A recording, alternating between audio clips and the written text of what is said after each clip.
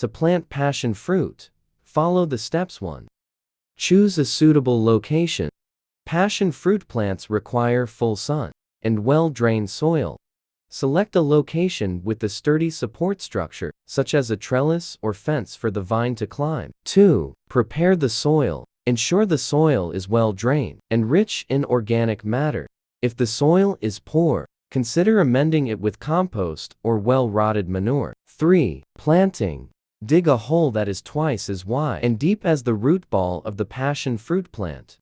Place the plant in the hole and backfill with soil, gently firming it around the base of the plant. 4. Watering. Water the newly planted passion fruit thoroughly to help it establish its roots. Afterward, water regularly, especially during dry periods. 5. Support. Install a trellis or other support structure near the plant to provide the vine with something to climb. 6. Mulching. Apply a layer of mulch around the base of the plant to help retain moisture and suppress weeds. 7. Pruning.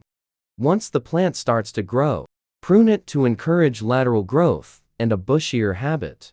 8. Fertilizing.